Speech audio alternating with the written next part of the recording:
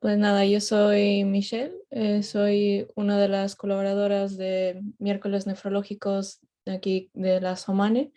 Agradecerles a todos por acompañarnos otro miércoles en estas sesiones que nosotros tratamos de hacer de residentes para residentes. Hoy tenemos los colaboradores, que es la doctora Eugenia Landázule y el doctor Javier Ocaña, que nos ayudan a través del Hospital Universitario Fundación Alcorcón. La doctora Eugenia nos ha preparado una sesión donde nos va a ayudar a entender un poquito más las cosas básicas y que nos va a ayudar a nosotros como residentes en cuestión de la acidosis metabólica. Entonces, nada, pues agradecerles por el esfuerzo que han hecho y espero que esta sesión pues sea del agrado a todos los participantes que tenemos hoy y gracias por conectarse. Así que, Eugenia, porfa, te dejo para que Muchas puedas tú gracias. comenzar. Vale, muchas gracias, Michelle. Pues nada, buenas tardes. Como ha dicho Michelle, mi nombre es Eugenia Landaluce Trisca, soy la R3 de Nefrología del Hospital de Alcorcón, en Madrid, y la sesión de este miércoles nefrológico va a ser sobre acidosis metabólica.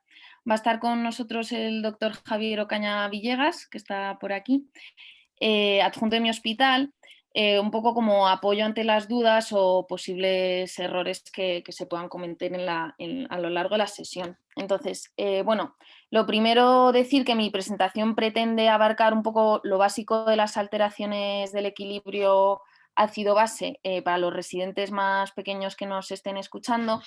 Pero intentaré, dentro de mis posibilidades, abarcar aspectos un poquito más complejos, sobre todo referentes a la acidosis metabólica con anion gap aumentado, para no aburrir a los oyentes un poquito más expertos. Así que bueno, espero que os guste. Vale, vamos a hacer primero un Kahoot, que como sabréis, pues tenéis que coger el móvil y ponéis en Google la página de Kahoot. Entonces os voy a mostrar en pantalla el pin del juego.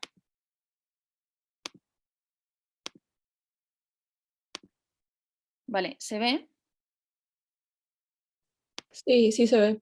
Vale.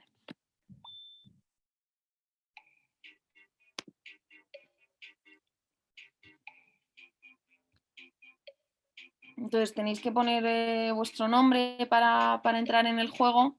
Da un poco igual el nombre que pongáis porque va a ser anónimo. No voy a... Vamos, que he quitado lo mítico del podium, la puntuación en las preguntas. No, mi clase es el último. Vale. 8 participantes. Venga, ¿Cuántos chicos, participantes? animarse a participar. Michelle, una cosa que ahora no lo consigo ver. ¿Cuántos participantes hay en el Zoom? Ahorita estamos con 24. Vale. Otra cosa, chicos, cualquier cosa durante la presentación de Eugenia, tratar de no tener los audios aprendidos, pero si hay cositas que quieren ir poniendo, pues en el chat pueden ir escribiendo y después podemos hacerle por ahí preguntas o lo que sea, ¿vale? Pues nada, vamos teniendo algunos más. A ver Es si que se, prefiero esperar porque a ver si se si no animan un luego poco la más, ya gente, vamos subiendo. si no luego, hombre, que imagino que luego se pueden meter en el Kahoot, aunque no se hayan metido desde el principio. Bueno, tal vez no, no sé. No sé.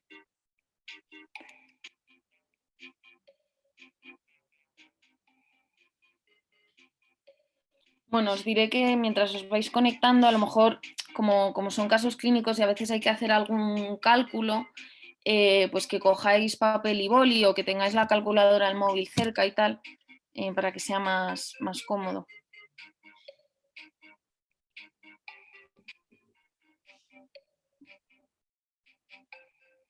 Vale. Pues no sé, quizá empezamos ya.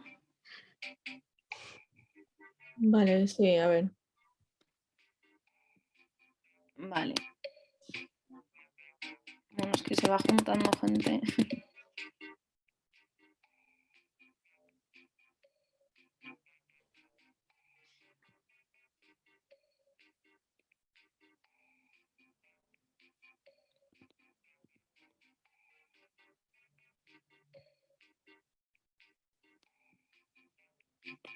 Vale. Sí, Bueno, yo creo que lo vamos comenzando, nos sí. conectamos ya, porque si no, vale. Entonces, bueno, bienvenidos. Bueno, primero simplemente un par de preguntas para saber un poco cómo somos en el público, pues ver de qué especialidad somos y luego el año.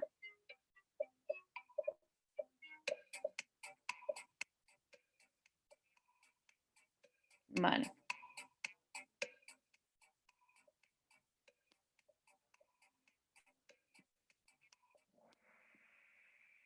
Vale, pues claramente somos casi todos nefrólogos. Y un traumatólogo. Parece que hay un traumatólogo que se ha interesado por la acidosis metabólica. Vale, entonces para ver un poco de qué año sois.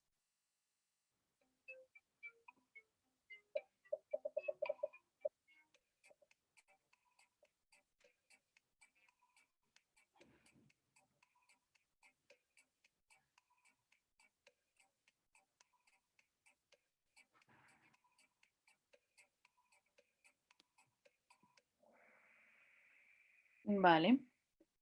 Vale, pues la verdad que está la cosa bastante equilibrada. Bueno, pues ya os he dicho que intentaba hacer una sesión que valga un poquito para todo el mundo. Entonces, vamos a empezar con un caso clínico que os voy a poner aquí en el Kahoot y os doy un ratito para leerlo y contestar a la pregunta.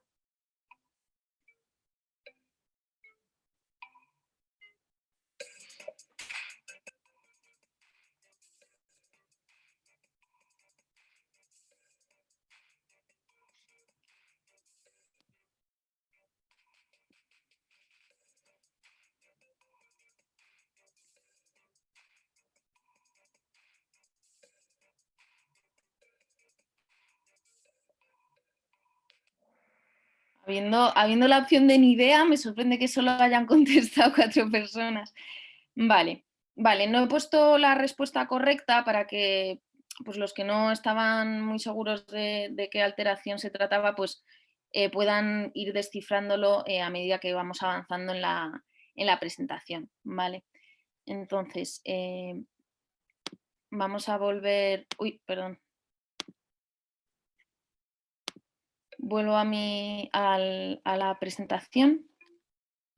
Entonces, voy a ir un poco con primero lo básico, ¿vale? Para ir refrescando un poco las cosas. Entonces, ¿cuáles son los valores normales de una gasometría venosa? Pues el pH, los valores normales están comprendidos entre 7,35 y 7,45. Y la diferencia entre lo que es una gasometría arterial y una venosa varía de 0,02 a 0,05, dependiendo en parte de si la vena es central o periférica. La concentración de bicarbonato normal está entre 21 y 29, con una variación en el caso de la vena periférica de entre 1 y 2 milímetros de mercurio respecto a la gasometría arterial. Y en cuanto a la PCO2, los valores normales, pues para redondear un poco, son de 35-45 y en el caso de la gasometría venosa de 44 a 48. Hay que decir que la variabilidad entre arteria y vena es bastante importante y de hecho ya os aviso que cuando se calculan los mecanismos de compensación, pues se da un margen de error de más o menos 4 en el caso de la gasometría venosa. Y en cuanto al cloro, pues entre 100 y 106. Bueno, en nefrología por lo general vamos a usar gasometrías venosas porque, como veis, existe una buena correlación en cuanto al pH y al bicarbonato, y a pesar de que en la gasometría venosa pues, puede estar sobreestimado la PCO2, tiene un alto valor predictivo negativo, y si hay dudas sobre si la compensación de la alteración del equilibrio ácido-base es adecuada o no, pues siempre se puede pedir una gasometría arterial para diagnosticarlo. Cabe destacar también que otras veces la gasometría arterial puede dar incluso menos información que una gasometría braquial, o sea, gasometría venosa, en el caso de que sea braquial o femoral, porque este tipo de gasometrías se informan bastante bien sobre el estado de acidosis tisular. Entonces, hay ciertos conceptos importantes a tener en cuenta. Las respuestas compensatorias en las alteraciones del equilibrio ácido-base nunca van a normalizar el pH. Si el pH está normalizado, significa que el trastorno es mixto. Esto se podría entender de la siguiente manera. Si se corrige el pH, pues de alguna manera como que se pierde el estímulo justamente que está al origen de este mecanismo compensatorio. Y luego, pues bueno, pues si ante una acidosis metabólica, por ejemplo, si desciende demasiado la PCO2, más de lo esperado, pues podemos, y se normaliza el pH, podemos entender de que se trata de un trastorno mixto porque hay una acidosis metabólica junto con una alcalosis respiratoria, que el paciente esté hiperventilando. Luego, es muy importante saber que otra manera de diagnosticar los trastornos mixtos es a través de la valoración de si la respuesta secundaria compensatoria es adecuada o no. Porque cuando nos enfrentamos a una respuesta secundaria no adecuada, significa que el trastorno es mixto. Es decir, que hay una alteración que se suma a la alteración que estoy viendo yo y por eso no consigo ver los valores de bicarbonato o de PCO2 que esperaríamos si la compensación fuese adecuada. ¡Ay, que el Kahoot sigue rodando! Uy, pues... Bueno, se habrá quedado, pues habremos perdido una pregunta. Vale, gracias por avisar, Raquel, que lo acabo de ver en el chat. Vale, entonces, en este algoritmo, teniendo esto en mente, los conceptos básicos que os he comentado, pues vamos a ver este algoritmo. Entonces, bueno, lo que todos sabemos un poco es que si el pH es acidótico, pues tengo que ver la concentración de bicarbonato.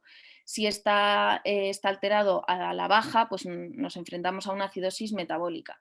Y si la PCO2 está elevada, pues se trata de una acidosis respiratoria. En cuanto al pH, cuando está alcalino, nos enfrentamos a una alcalosis que puede ser metabólica si la concentración de bicarbonato está elevada o respiratoria si la PCO2 está disminuida. Entonces, ¿qué pasa cuando el pH está normal? Bueno, ya hemos dicho que se trataría de un trastorno mixto. Entonces, son situaciones que yo voy a llamar escurridizas porque se nos pueden escapar fácilmente cuando vemos una gasometría venosa. Entonces, si tanto la PCO2 como el bicarbonato están bajos, tenemos en primer lugar una alcalosis respiratoria y en segundo lugar una acidosis metabólica.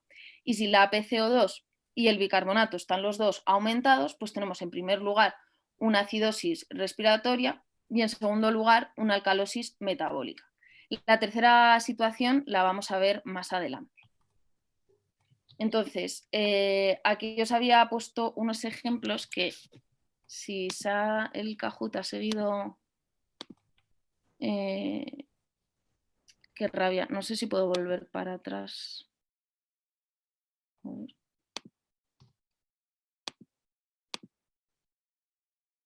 Vale, estáis viendo el Kahoot, ¿verdad? Sí, estamos en ello. Vale, a ver.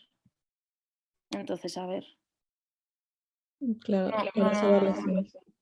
se está yendo a...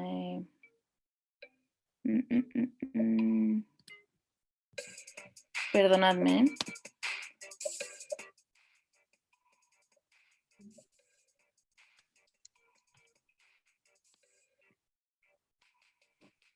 Pero este no era el caso anterior, ¿puede ser? Es Sí. el caso anterior, pero bueno, como la gente ya está contestando, vamos a dejar que contesten y ya vuelvo con la vale, presentación. eso es.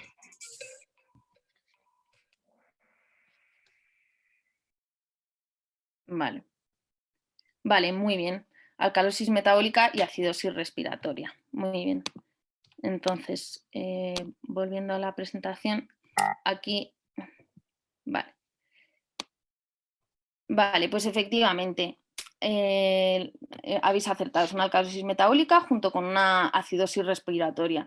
Entonces, ¿por qué nuestra paciente puede tener esta alteración? Pues bueno, parece que puede tener una patología respiratoria en cuanto a que a lo mejor tiene una neumonía en el lóbulo inferior izquierdo y tiene una alcalosis metabólica probablemente crónica debido al tratamiento con diuréticos y a lo que se suma una alcalosis metabólica agudizada probablemente pues, por los vómitos. Vale, entonces, el siguiente aspecto, como hemos dicho, para que no se nos escape un trastorno mixto, que de hecho es bastante frecuente en la práctica clínica, vamos a ver cómo las alteraciones, si están bien compensadas o no. Entonces, si se trata de una acidosis metabólica, lo que hay que ver es que a cada milimol litro de bicarbonato que baja, tiene que bajar un mililitro de mercurio la PCO2, partiendo de un bicarbonato de 25. En cuanto a la alcalosis metabólica, por cada subida de un milimol litro de la concentración de bicarbonato tiene que subir la PCO2 de 0,7.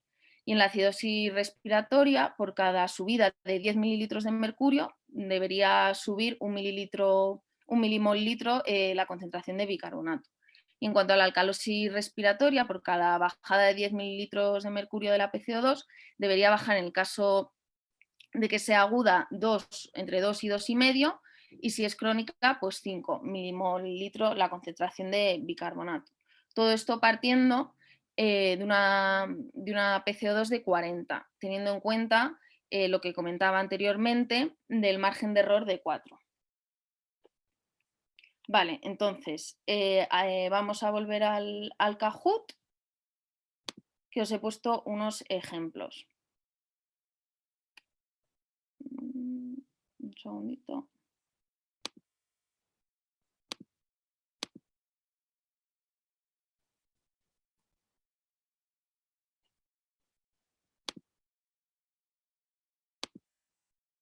Vale, tenéis que decir si la alteración está adecuadamente compensada. Aquí está el ejemplo y os he dejado como chuletilla al lado la tabla que os acabo de explicar.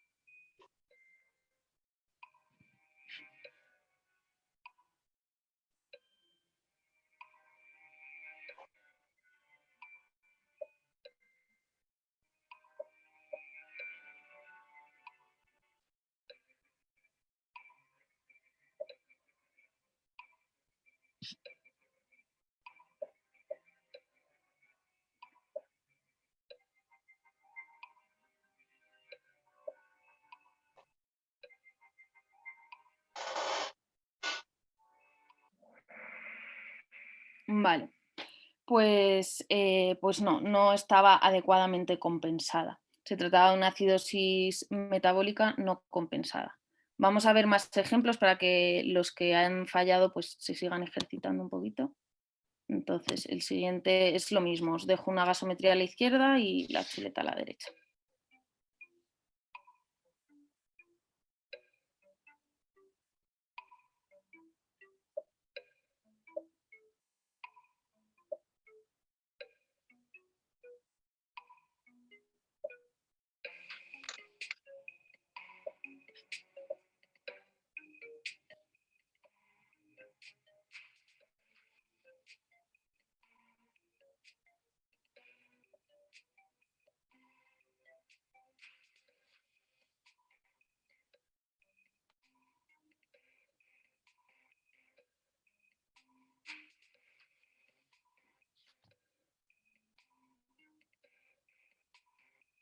Yo creo que hemos contestado ya todos, ¿no?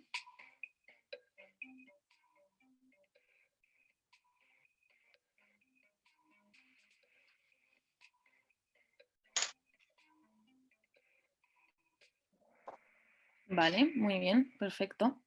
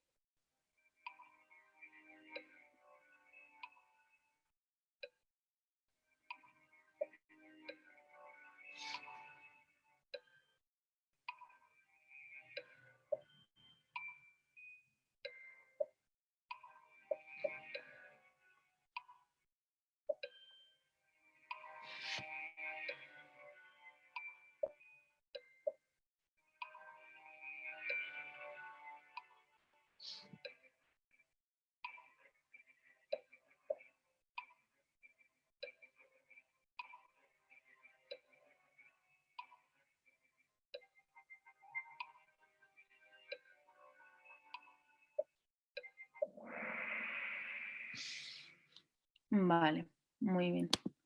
Vamos a seguir avanzando, que hay unos cuantos ejemplos más. Y así a ver si al final acertamos todos.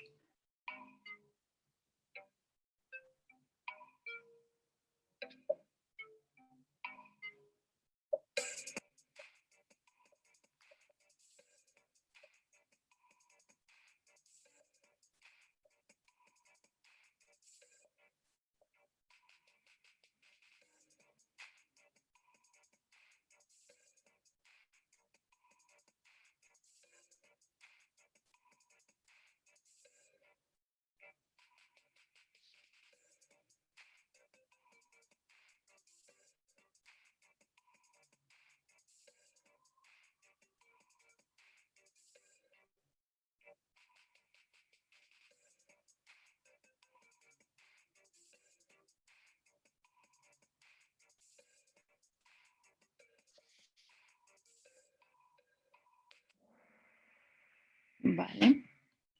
Bueno, por ahora casi todos acertáis. Luego, si queréis, lo podemos ver con la calma, o si alguno quiere preguntar algo en el chat.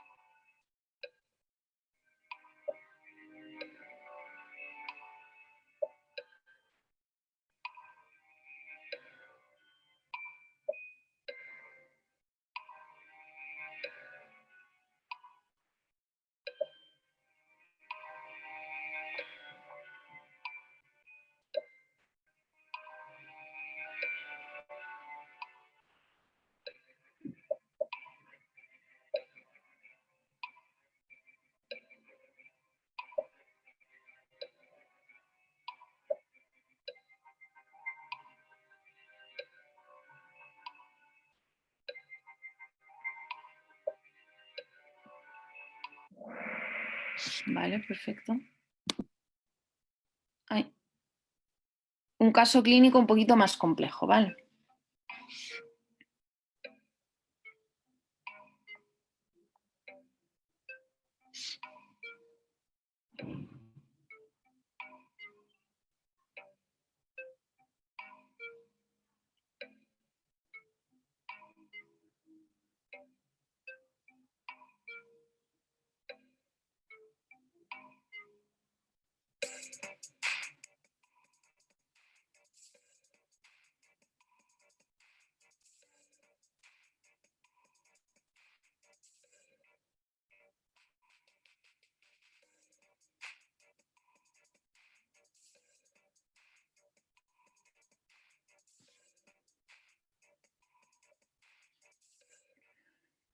En esta pregunta os he dejado un poquito más de tiempo porque es un poquito más compleja,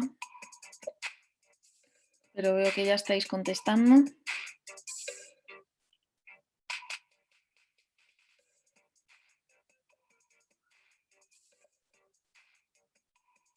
Venga, quedan unos segundos más. Faltan bastantes personas.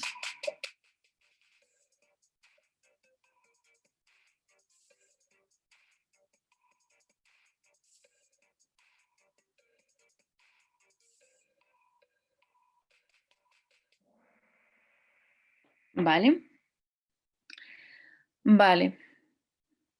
Pues vamos a explicar un poquito este caso con más calma. A ver. Perdonadme, porque es que antes, cuando practiqué con el Kahoot, salía un marcador que no está saliendo, entonces se está yendo avanzando cuando no pensaba que fuese a avanzar. Pero bueno, volviendo a este caso, ¿qué es lo que se nos puede estar escapando? Pues lo que se nos está escapando es el anion gap. En esta figura que os muestro aquí, el anion gap está representado por la zona, lo sombreado rojo, que es la diferencia entre los principales cationes de la sangre y los principales aniones de la sangre. Entonces, la fórmula es la concentración de sodio menos la concentración de cloruro menos la concentración de bicarbonato. Entonces, ¿qué es lo que pasa en una acidosis metabólica con anión GAP aumentado? Pues lo que pasa es que cuando aparece en la sangre o aumenta en la sangre un ácido endógeno o exógeno que no participa en esta fórmula del anión GAP, pues el anión GAP aumenta por lo siguiente. Pongamos el ejemplo del ácido láctico. Pues el ácido láctico consume bicarbonato, por lo que la concentración de bicarbonato vemos que va a bajar, ¿no? Pasa de 25 a 15. Y se convierte el ácido láctico en el anión lactato, que es el que vemos aquí que aparece en la sangre. De tal manera que el aumento del anión GAP equivale a la caída de la concentración de bicarbonato. Mientras que cuando la acidosis metabólica se debe a una pérdida de bicarbonato sódico, ya sea, que es lo que se muestra en esta tercera figura, ya sea por pérdida a nivel gastrointestinal o por pérdida a nivel renal, la concentración de bicarbonato baja, como vemos, baja exactamente lo mismo, ¿no? De 25 a 15. Y lo que sucede es que no se añaden nuevos iones a la sangre, como en el caso del lactato. Y por tanto, paralelamente a la caída de la concentración de bicarbonato, va a aumentar la concentración de cloro, lo que refleja que se alcanza la electroneutralidad del plasma. El anión GAP en este caso se mantiene sin cambios porque la suma de bicarbonato y de cloro no varía al ser la subida de la concentración de cloro proporcional a la bajada de la concentración de bicarbonato. Luego, como todos sabremos, no es frecuente que se hable de anion gap disminuido. Pues bueno, sí que se pueden dar casos de anion gap disminuidos. Como veis en la figura de la izquierda, la gran parte del anion gap corresponde, bueno, 3/4 partes exactamente, corresponden a la albúmina sérica, que es un anión. Por tanto, si hay una situación clínica en la que hay una hipoalbuminemia, pues va a disminuir el anion gap. Por cada gramo decilitro de descenso de la albúmina sérica, el hiato aniónico va a disminuir 2,5 milimol litro. Y claro, ¿qué implicaciones clínicas puede tener esto? Pues tiene una relevancia clínica porque, por ejemplo, si mi paciente tiene mucha hipoalbuminemia y no me doy cuenta al calcular el anion gap de que tiene hipoalbuminemia, pues es posible que me coma una acidosis con anion gap aumentado, porque lo calculo y me sale normal. De hecho, hay una fórmula, que es la que os muestro aquí en la diapositiva, para poder ajustar el hiato aniónico cuando hay hipoalbuminemia. Entonces, ¿qué otras situaciones puede haber de anion gap disminuido? Pues, por ejemplo, en el caso del mieloma, en casos de hiperlipidemia y en casos de intoxicación con yodo o bromo, que se trata, pues un poco, es la misma idea que con el caso de la albúmina. Entonces, bueno, aquí os dejo los valores normales del anion gap. Un segundito. Vale. Bueno, perdón, un segundito. Vale, entonces, perdón, que es que aquí no sé si volví al caso clínico. Sí, vamos a volver al caso clínico para que os deje calcular el anion gap un segundito. A ver, aquí. Vale. No, perdón, es que no sé dónde he metido el caso clínico. Bueno, es igual, vamos a ir con esto. Entonces, causas de acidosis láctica. Pues tenemos varias causas de acidosis láctica. La acidosis láctica tipo A o acidosis anaerobia, que es cuando hay una falta de aporte tisular de oxígeno, por ejemplo, en una insuficiencia cardíaca, en una insuficiencia respiratoria o en un shock hipovolémico. Otra causa de acidosis láctica que llamamos como tipo A es la falta de transporte de oxígeno a los tejidos, por ejemplo, en el caso de una anemia o de una intoxicación por monóxido de carbono. Este tipo de acidosis láctica o tipo A es la más frecuente y es una acidosis grave, dado que la velocidad de producción de ácidos suele ser muy elevada. y se define cuando el pH es menor de 7,35, la PCO2 menor de 42 y el lactato sérico mayor de 2. El tratamiento va a consistir en aumentar el aporte tisular de oxígeno. Y luego están las acidosis lácticas tipo B o acidosis aerobias, que se tratan principalmente de alteraciones del metabolismo hepático o interacciones en el metabolismo hepático por fármacos o problemas congénitos. Entonces, tenemos aquí un algoritmo de la acidosis metabólica. Entonces, lo primero que hemos visto es que tenemos que calcular el hiato aniónico. Entonces, si el anion gap sale elevado, tenemos que ver si hay cetonas en sangre. Si hay cetonas en sangre elevadas, vemos la glucemia y se trataría una cetoacidosis diabética. Si la glucemia no está elevada, pues lo más probable es que no sea una cetoacidosis diabética y pueda ser, por ejemplo, una cetoacidosis del ayuno. Aquí simplemente quería hacer un pequeño bemol y es que en el caso de los inhibidores de SGLT2 puede haber casos de cetoacidosis diabética con glucemias no tan elevadas. Pues se pueden dar incluso con glucemias de 250 miligramos decilitro y se da tanto en diabéticos tipo 1 como en diabéticos tipo 2. Entonces, si las cetonas normales o solo están algo elevadas, hay que ver el lactato sérico. Si el lactato sérico está elevado, pues tendríamos estas situaciones que hemos comentado. Y si el lactato sérico no está elevado, hay que buscar otras causas de acidosis. Y aquí entra el hiato osmolar. Entonces, hay que calcular cómo se calcula el hiato osmolar. Pues el hiato osmolar es la diferencia entre la osmolaridad medida por el osmómetro y la osmolaridad calculada, que como bien sabemos, pues el cálculo de la osmolaridad, como nosotros solemos usar la urea, pues sería 2 veces la concentración plasmática de sodio más la concentración de glucosa dividido por 18 más la concentración de urea dividido entre 5,6. Entonces, cuando el hiato osmolar, es decir, la diferencia entre lo medido con lo que nosotros calculamos, es mayor de 20, puede implicar que hay una existencia de un osmol no medido o no detectado por los autoanalizadores habituales. Y ese osmol suele ser habitualmente un alcohol. Bueno, cabe destacar que hay que tener cuidado porque a veces el osmol gap puede ser normal y no excluir la intoxicación por alcoholes, porque con las horas el alcohol se metaboliza y entonces aumenta el hiato aniónico, pero no vemos ya esta diferencia en el osmol, entre la osmolaridad medida y la calculada. Entonces, en el caso de que el hiato aniónico sea normal, yo me voy a centrar principalmente en la acidosis metabólica con anion gap aumentado, pero en el caso de anion gap normal hay que tener en cuenta que pueden ser pérdidas urinarias o pérdidas, o pérdidas por el tubo digestivo. Y en ese caso habrá que calcular el cloro en orina, el sodio en orina y el potasio en orina. Y tendremos que ver si el cloro en orina es mayor que el sodio en orina y más el potasio en orina, las pérdidas serán extrarrenales, mientras que cuando la carga neta urinaria es negativa, que significa que el cloro en orina es menor que la suma del sodio en orina y el potasio, las pérdidas van a ser renales. Entonces, vale. Si vemos el caso clínico número 2, vamos a calcular en anion gap un segundito, os dejo unos minutos un segundo para calcularlo.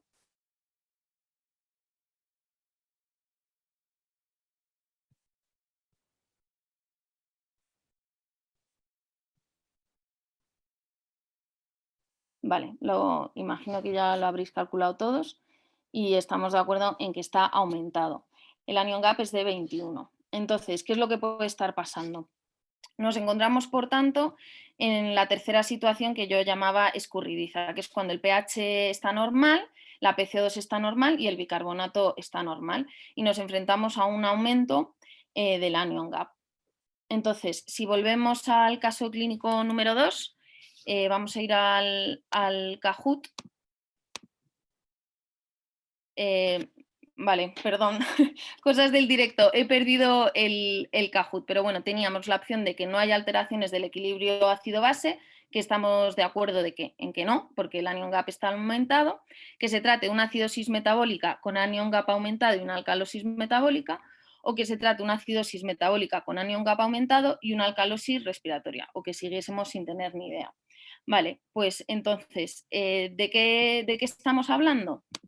Pues se trata de lo siguiente. Se trata de una acidosis metabólica y una alcalosis metabólica al mismo tiempo. Entonces, podréis pensar, ¿y esto qué significa, no? ¿Cómo se puede tener una acidosis metabólica y una alcalosis metabólica al mismo tiempo? Pues bien, sí que puede ser. Y aquí entra un concepto importante y es que la acidosis no es lo mismo que la acidemia. La acidosis pues es un proceso en el que hay una adición de cationes hidrógeno que puede dar o no acidemia, siendo la acidemia un descenso del pH por aumento de la concentración de cationes hidrógeno. Es decir, que puede haber varios procesos opuestos, en plan absoluto, que en términos relativos se compensen y den un pH normal y una PCO2 y un bicarbonato también normales. Entonces, vamos a ver cuál sería la explicación detallada de este caso de acidosis metabólica y alcalosis metabólica. Por una parte tenemos una acidosis metabólica que podría ser cetoacidótica. Fijaos aquí que la mujer está con ISGLT2, que sería la situación que os he comentado, y una glucemia no muy elevada. También podría ser láctica, porque parece que la señora pues, podría estar séptica, tiene fiebre, ha hecho un fracaso renal agudo y por tanto podría estar con una acidosis metabólica con anion gap aumentado. Entonces, y por otra parte tenemos una alcalosis metabólica que podría deberse a la furosemida y a los vómitos. Entonces, ¿qué vemos aquí? Pues que tiene hipocloremia.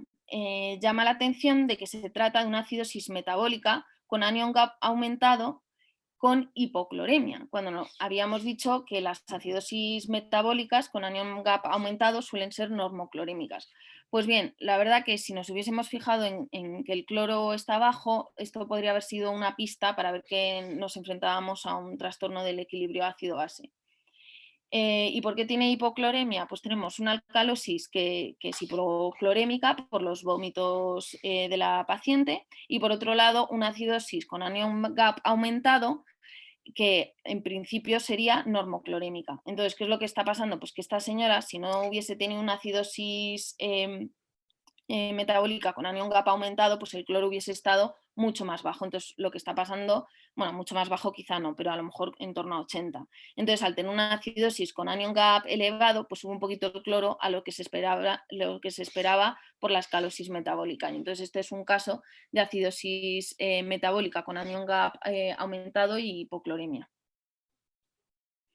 Entonces, para demostrar que está ya todo encajado en nuestra cabeza, os presento aquí un par de situaciones no poco frecuentes en la práctica clínica diaria, que son pues, la diarrea grave. Entonces, ¿qué pasa? Cuando tenemos una diarrea grave, se produce una acidosis hiperclorémica y deshidratación. Y en casos extremos, si hay colapso circulatorio o el ayuno es prolongado, se pueden añadir un componente de acidosis láctica por hipoperfusión tisular o por cetoacidosis en el caso del ayuno, aumentando el anion gap en este contexto, al que puede contribuir el hecho de que haya un aumento de la albuminemia por la contracción de volumen extracelular.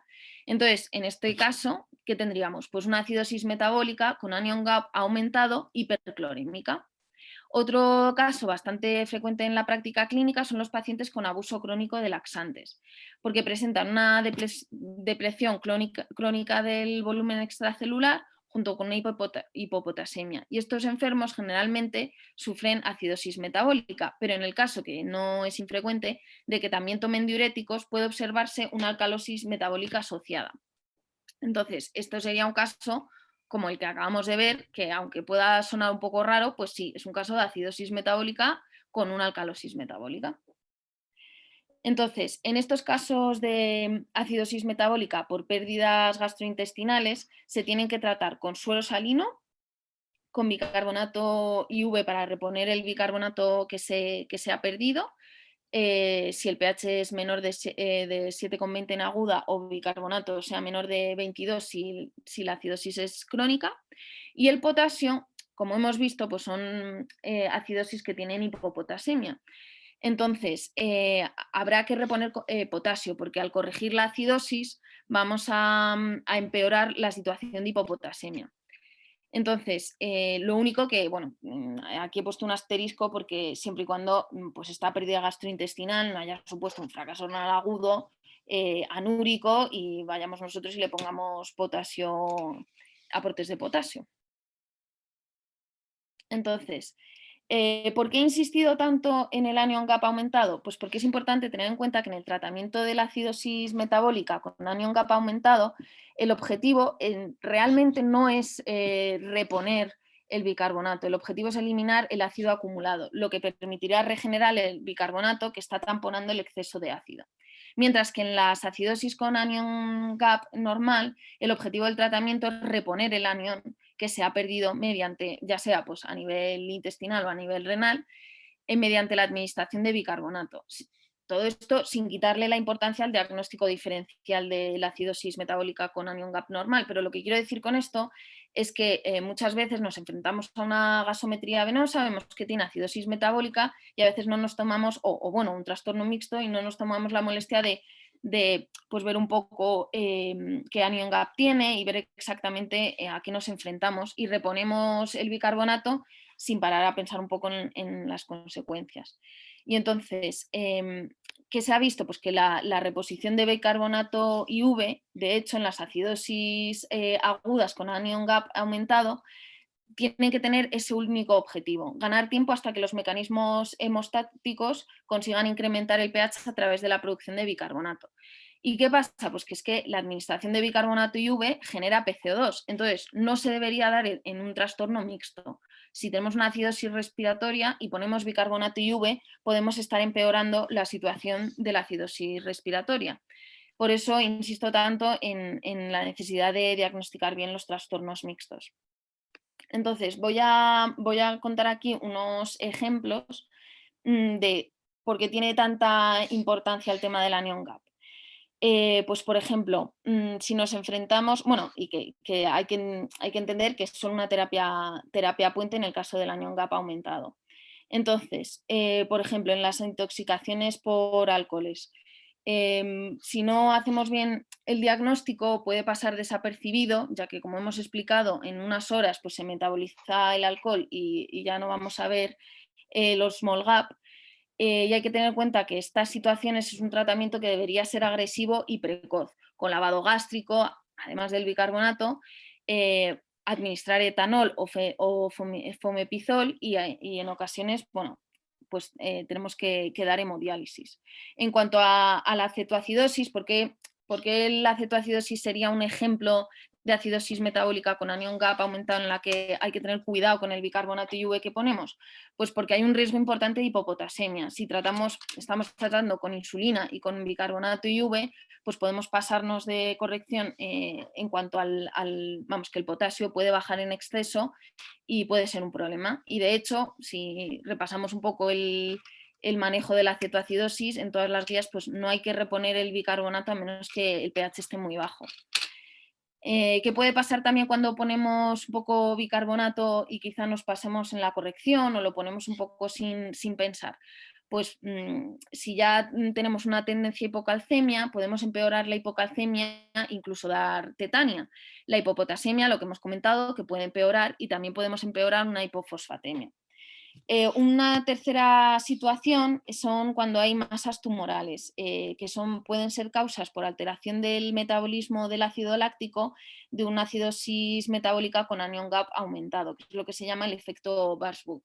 Entonces, en estos casos que tienen una mortalidad muy elevada, del 80% en horas-días, si no somos capaces de diagnosticarlo, pues nos podremos quedar cortos, ya que el tratamiento tiene que ser muy rápido y se basa en una quimioterapia para intentar reducir la masa tumoral, en hemodiálisis y en administrar tiamina, que favorece la conversión de piruvato, de la acetilcoenzima A piruvato y no a lactato, que es el problema que se da en este tipo de masas tumorales.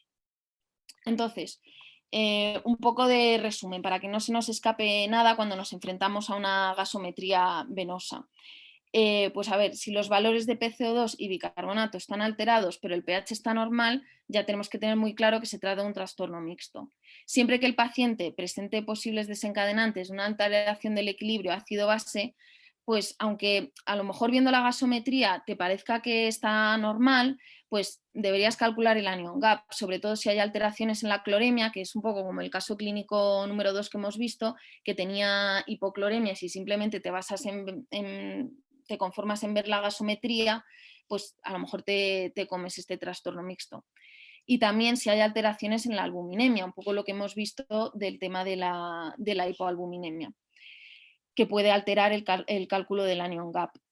También hay que estar pendientes de la hipercloremia. Si vemos una hipercloremia y el resto de la gasometría venosa está normal, pues habrá que buscar una acidosis enmascarada por tratarse un trastorno mixto, y habrá que ver si el paciente está con suero salino fisiológico, que es una causa de acidosis metabólica hiperclorémica, y valorar cambiarlo a plasmalite o a riger lactato, siempre y cuando no tenga afectado el metabolismo hepático. Y luego, pues si hay hipocloremia, pues habrá que buscar también un trastorno mixto que lo pueda explicar. Entonces, ¿qué es importante? Pues que siempre hay que tener en cuenta que si nos enfrentamos a una situación, esto que no lo he explicado, perdón, que a una situación de depleción de volumen grave, es posible que las mediciones plasmáticas de los parámetros del equilibrio ácido-base no reflejen el déficit real. Y bueno, finalmente, pues nada, simplemente comentar que la gasometría venosa es una herramienta muy útil que te puede avisar de que un paciente se va a poner visualmente malo, y que deberíamos usarla quizá en ciertas ocasiones más a menudo. Entonces, una manera realista, después de contar un poquito todo esto, ¿cuál sería una manera realista de afrontar una gasometría venosa? Pues bueno, si el pH está alterado, pues tenemos claro que tiene una alteración del equilibrio ácido-base. Si el pH está normal, pero la PCO2 o el bicarbonato están alterados, aunque el pH esté normal, pues ya lo tenemos claro también. Hay una alteración del equilibrio ácido-base, y además, pues te puedo decir que va a ser mixta. Y luego, si el pH está normal, la PCO2 está normal y el bicarbonato está normal, pero tiene una hipocloremia, una hipercloremia o alteraciones importantes en el volumen, o en el caso clínico o que el caso clínico del paciente como que huele a que tiene alteración del equilibrio ácido-base, pues porque esté con diuréticos o porque esté infectado o porque tenga vómitos, habrá que calcular el anion gap para desenmascarar esta alteración del equilibrio ácido-base. Y bueno, eso es todo. He hecho ahí un poquito pues para tener un poco una idea de cómo tenemos que enfrentarnos a una gasometría venosa y que no se nos escape nada. Y bueno, pedir perdón por los problemas del directo con el tema del Kahoot que me ha descolocado ahí, que hemos perdido algún caso que había presentado. Pero bueno, espero que os haya gustado y que esta sesión haya despertado un poco el interés en el equilibrio ácido-base para, pues bueno, seguir estudiándolo. Y bueno, espero que la próxima vez que os enfrentéis a una gasometría venosa, lo veáis con otros ojos, y si veis que es una acidosis metabólica, pues no os limitéis a reponer bicarbonato y no quedaros simplemente en ese diagnóstico parcial, para dedicarle 5 minutitos a pensar antes de poner bicarbonato oral o IV, que es un error que yo personalmente pues he cometido muchas veces. Y nada más, eso es todo. Pues nada, muchas gracias, Eugenia, por la presentación que nos has hecho. A ver si la gente quiere hacer alguna pregunta, pueden prender los micrófonos y la cámara, y podemos hacerle cualquier pregunta a Eugenia o al doctor Javier, o por el chat también, si lo desean. Bueno, yo simplemente reconocer la valentía de Eugenia por enfrentarse a un tema tan complejo, que requiere actualización constante y que siempre supone un reto en la práctica clínica diaria. Y bueno, sobre todo ella ha puesto muy bien el foco en los trastornos mixtos del equilibrio ácido-base, que son tremendamente frecuentes, ¿no? Nosotros estamos muchas veces acostumbrados a enfocar el trastorno como que predominante vamos a ver un tipo de acidosis metabólica por el perfil de pacientes que vemos y pacientes que ya tienen insuficiencia renal, pero los trastornos mixtos del equilibrio ácido-base, tener en cuenta que son tremendamente frecuentes en la práctica clínica habitual. Sí, creo que ese punto que ha hecho Eugenia es muy importante, que nos va a servir a todos los residentes y igual adjuntos, a todos que estamos viendo esto, para no olvidarnos cuando veamos estas alteraciones. Como bien dice el doctor Javier, a veces nos enfocamos mucho más en las acidosis o esos pHs, que lo tenemos más obvio, y nos olvidamos tal vez de ver bien el cloro, que como dice Eugenia, nos puede dar mucha información. ¿Alguien tal vez tenga alguna pregunta? ¿O nos quieren contar algún caso, algo que hayan tenido durante alguna guardia o algo? Pues en el chat, Roberto Alcázar dice: gracias, Eugenia, por la presentación. Me gustaría apuntillar algo el tema de la PCO2 en gases venosos. A veces confunden. Todas las compensaciones que hay en la literatura se han hecho con gasometrías arteriales y no hay una correlación clara entre PCO2 venosa y PCO2 arterial, sobre todo en situaciones de hipoperfusión tisular. Dice que hay dudas sobre la PCO2 venosa. Quizás podrías usar una vena muy periférica. Vale, dorso de la mano. Vale, Sí, pues yo creo que lo que el doctor Alcázar quiere hacer énfasis es que en caso de duda hay que tirar de gasometría arterial. La gasometría venosa es verdad que es un recurso fácil y estamos más acostumbrados en el día a día a recurrir a él, pero a la hora de valorar correctamente un equilibrio ácido-base, el gol no estándar es la sé, gasometría arterial. no sé si a lo mejor está hablando, o sea, que en situaciones de bueno, sino que nos alumbre él, que sabe muchísimo más que yo, eso está claro, para explicarnos un poco qué es lo que quiere decir. Bueno, tú lo comentaste al principio de la Sí, es presentación, que ¿no? es lo Las que estaba compensaciones pensando que... respiratorias Mm, se interpretan mucho mejor en gasometrías arteriales que en gasometrías venosas, ¿no? En caso de duda yo creo que hay que tirar por ahí. ujú. ¿Y alguna duda más o alguna cosa más?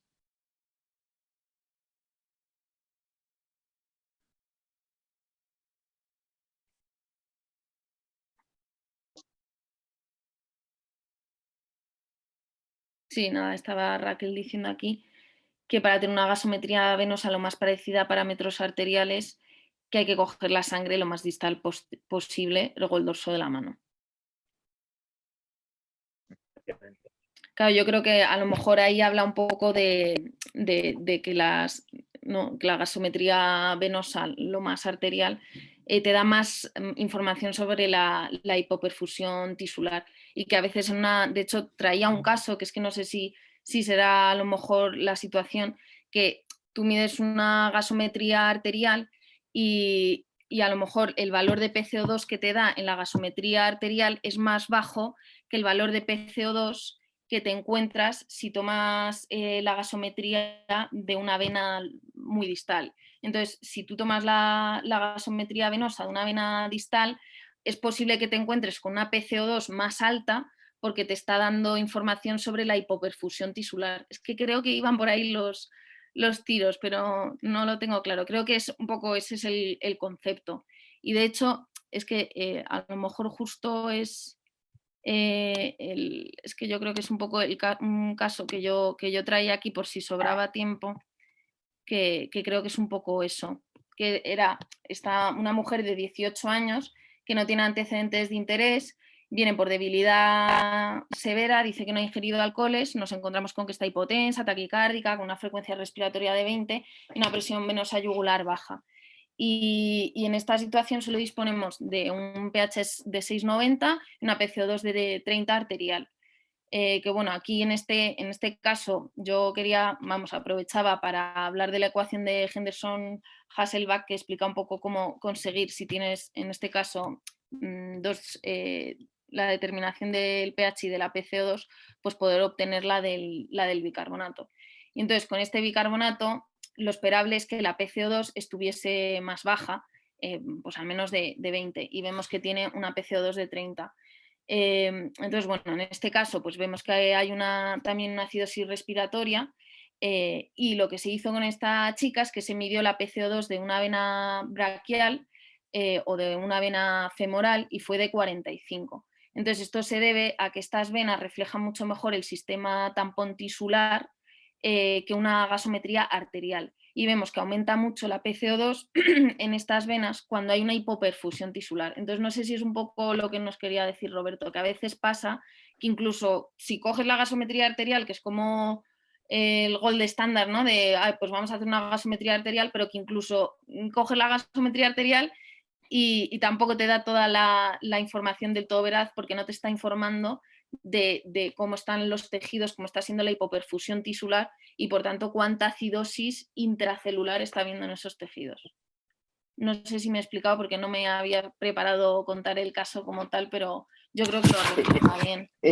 Eugenia, soy Roberto Alcázar. Perdona que entre en la conversación. El caso que has puesto efectivamente demuestra mucho las limitaciones de la gasometría arterial y la gasometría venosa.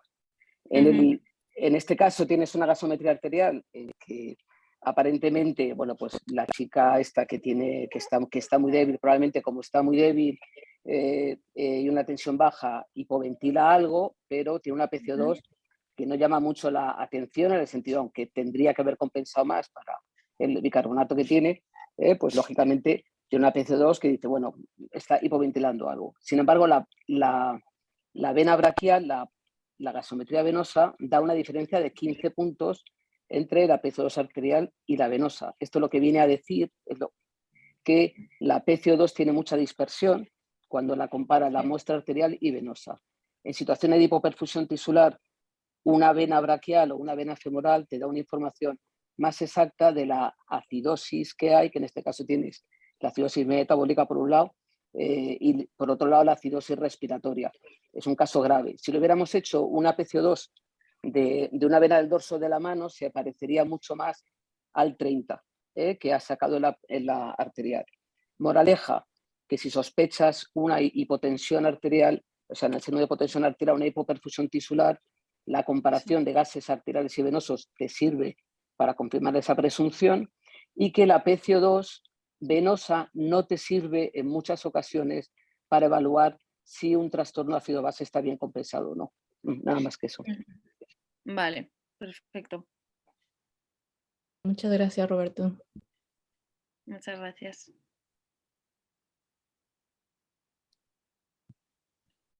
Pues no sé si alguien más tiene alguna pregunta, y si no, también pues para todos los participantes que están hoy, recordarles que el próximo mes también tenemos otra sesión de miércoles nefrológicos, que va a ser el día 23 de marzo.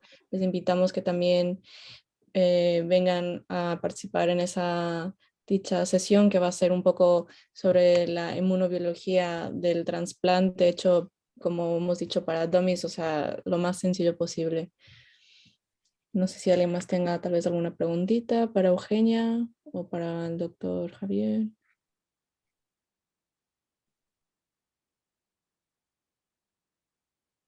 Pues nada, Eugenia, muchas gracias por la presentación. Creo que ha quedado muy claro en cómo afrontar todo el trastorno ácido base y cómo dar cara a las gasometrías que podemos tener.